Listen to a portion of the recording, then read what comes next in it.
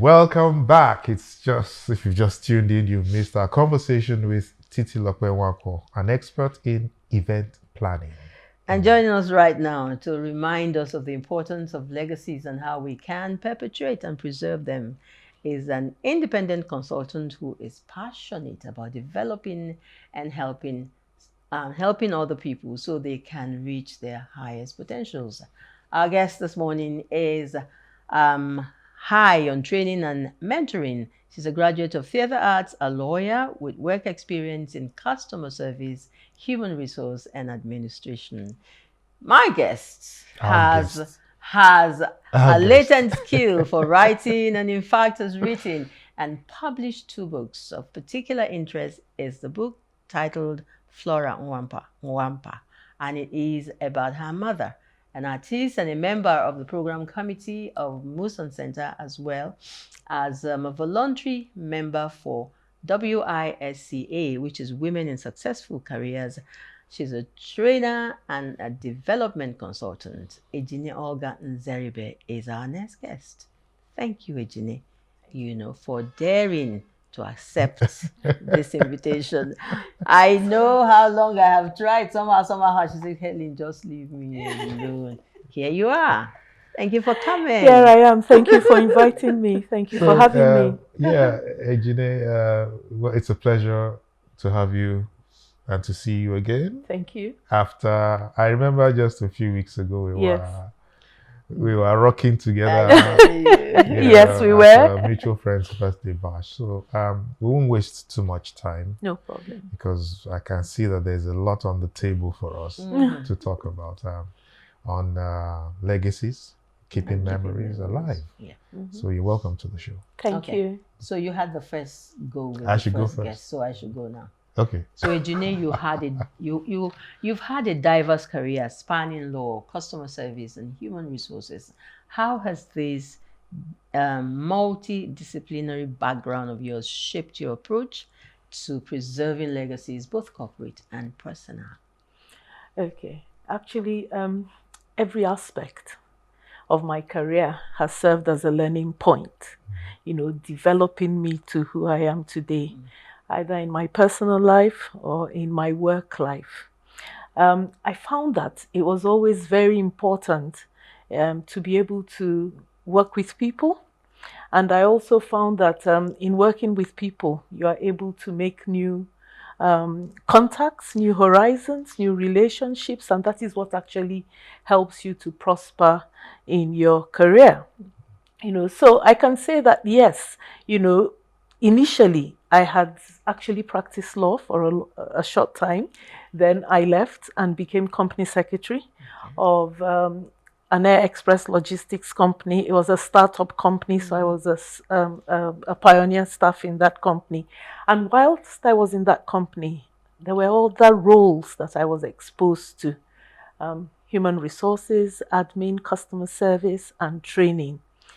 Now, being exposed to those roles taught me the internal workings of a company. And aside from that, it also brought to my notice that without people, the company just doesn't work. When people have teamwork, when they're able to work together, the work works. And I found that it was really important to be able to preserve what it is that people brought to the table. So that's what I can say about that right now. Yeah. I can see you're always looking out for. You're such a restless professional. Permit me to say that. That's another definition. I've never seen very restless and thorough professional. Thorough, yes. Yes. Ejine used to be like the number 1, the first or the second in our in class. Yes. Yes, I in the can university. See her. She reeks of it. Everything. So it had to be her first. You've even gone on to write a biography of Flora Nwampa. Yes, a pioneer in African literature.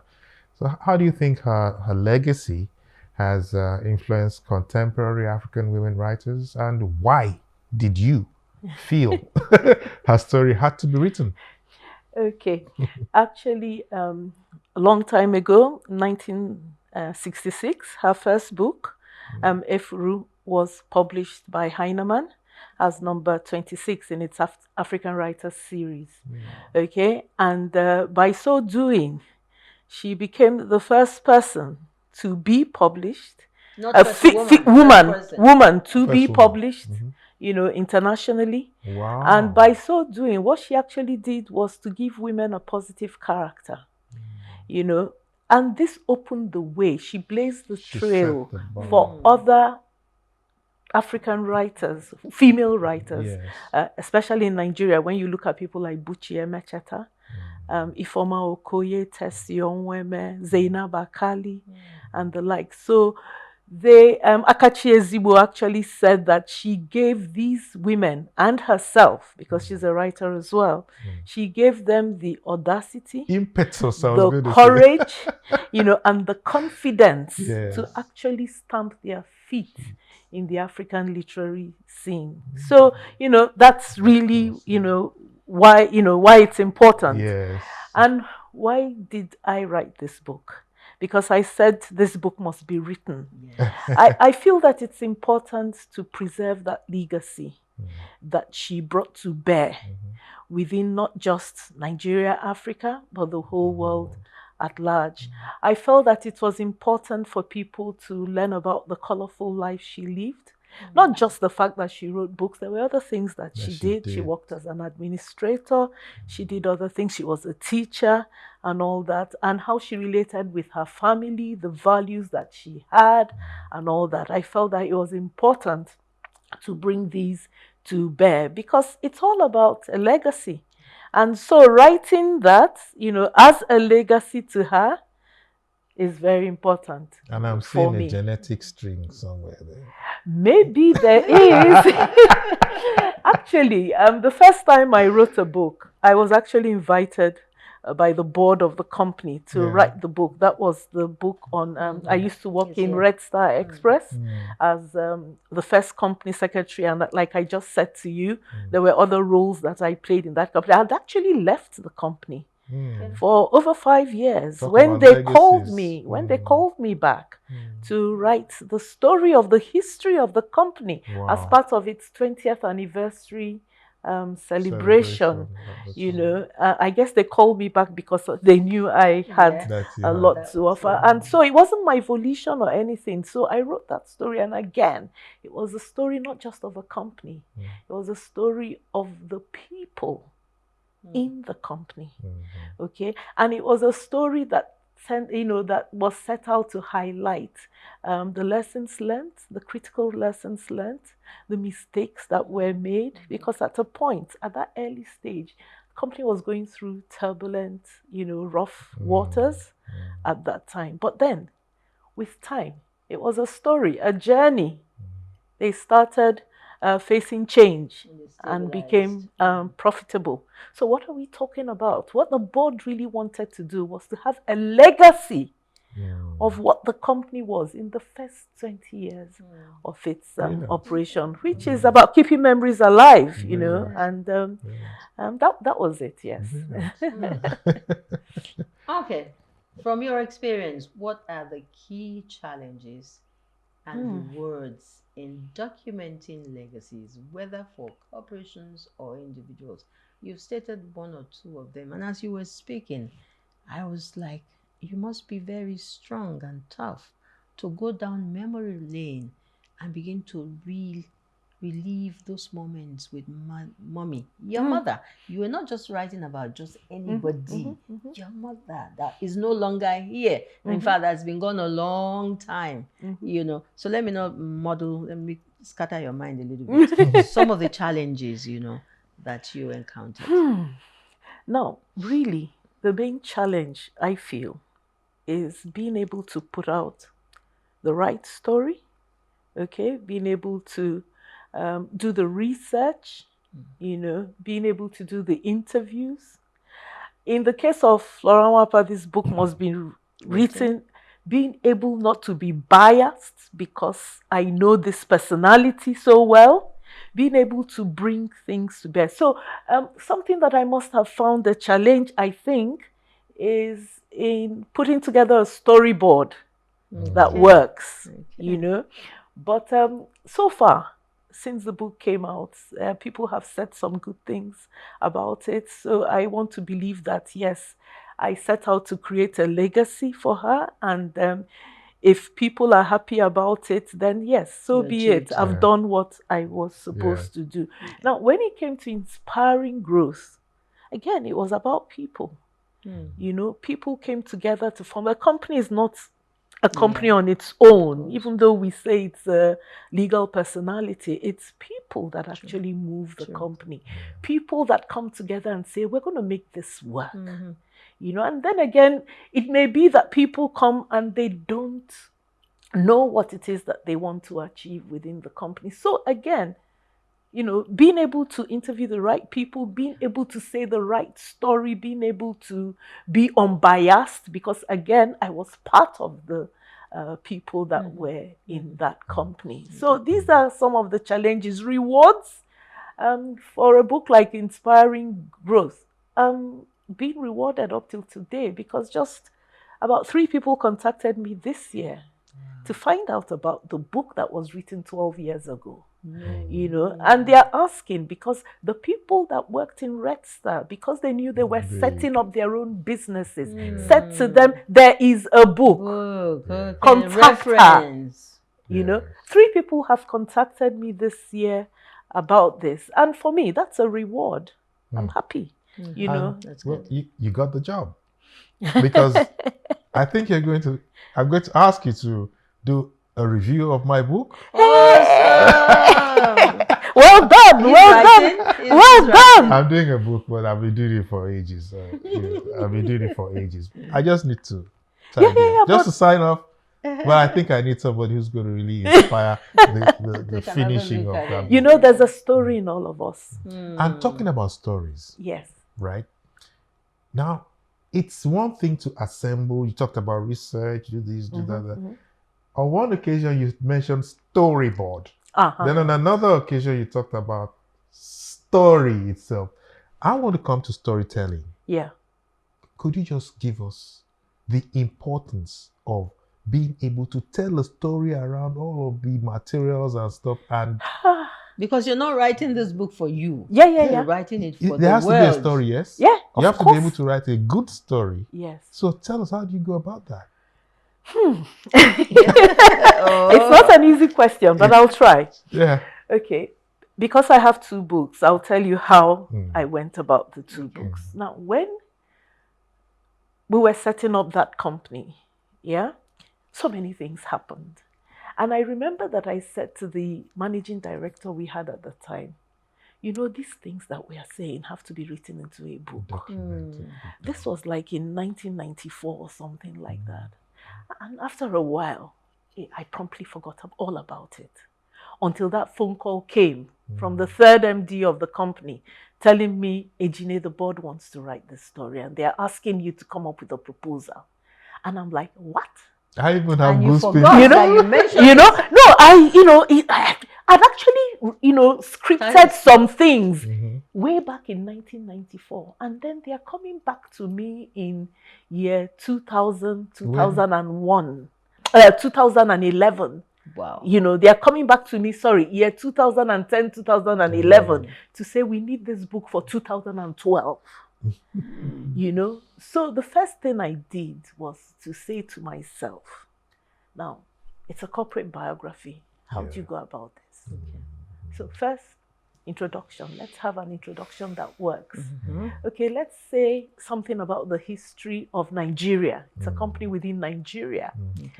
And then this next thing was, who are the key players in this company? And I had to look at the directors of the company, and then the corporate setting, the competitors, the other, companies doing the same things. And after I'd done that, it's like, okay, how did this company actually come up? These are different chapters. Yes. How did it come up? What were the underlying things? And because I was a pioneer staff, I saw all these things happen. And as company secretary, I sat on the board as secretary. So I had some kind of knowledge and things that I could still bring to bear. And as the company came up, the good sides, the not so good sides also came up, you know, the rough waters, the times that it was like, will this company really survive? Okay. So 20 years later, you can imagine, I now had to write the book. Okay. So that was the main thing, you know, that's the main thing. With Flora Nwapa, this book must be written difficult again, tough again. This is somebody close to me all through my life. And it was like, but I must say that in writing that book, my sister, Amede, motivated me a lot. I'm going to say that for this reason. I had been invited to be part of a conference, you know, on my Flora Nwapa's plays. Okay, it was the Association of Literary, African Literary Association, and it was online for that year because of the coronavirus.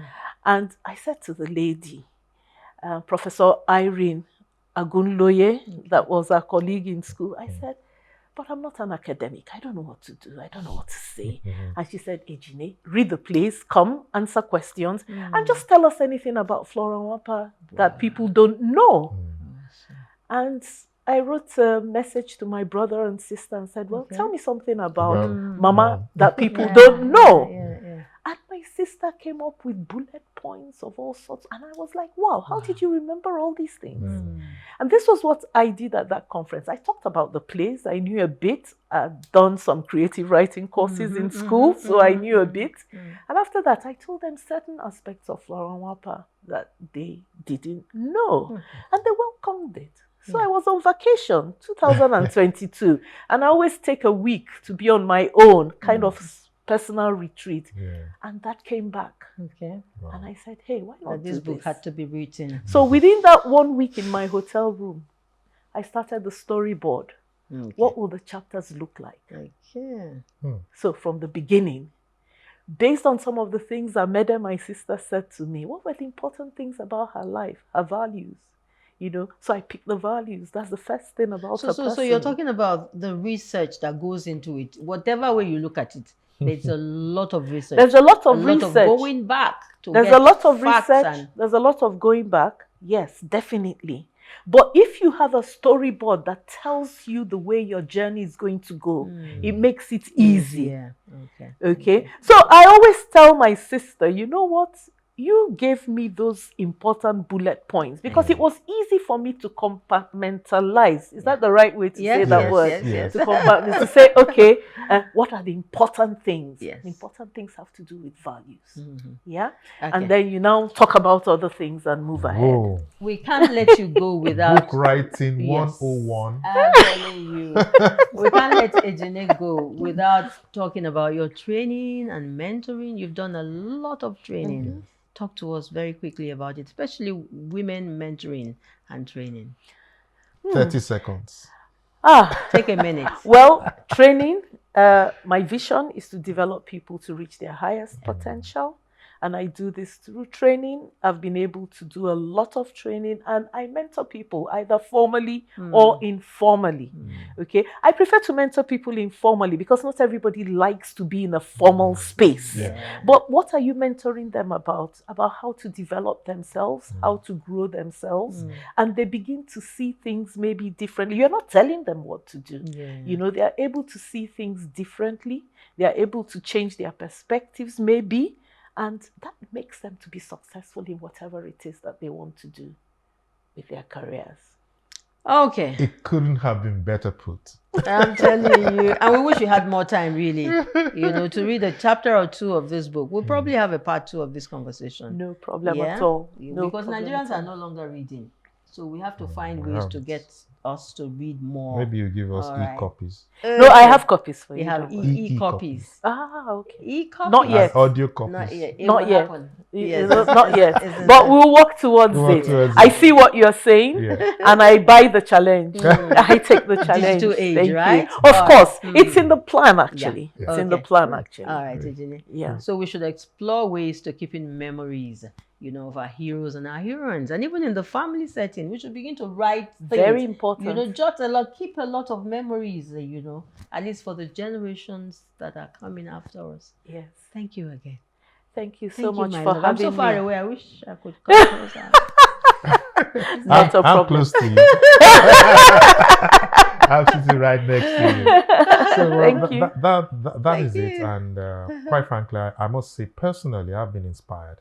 Thank you. I mean, by what you've made it feel so real. Yes, you know, so much. It is real. Yeah, because stories are real. It's a huge inspiration. I'm the theater artist in you know, came out. Thank you so much. Moving on. Thanks. Moving on on the show. So next we will take on. We'll take another break. Another break, and then our next guest will come in. Okay, and our next guest, of course, will be the man with the job. No, not job breaking. Job breaking. Interesting. And when we return from the break, a lot of laughter, a lot of fun, learning from none other than the man who called himself Obuzali. That's the name we know. His name is longer than that one. Please don't go away. We'll be back in a moment. You're still watching Today with John and Helen live.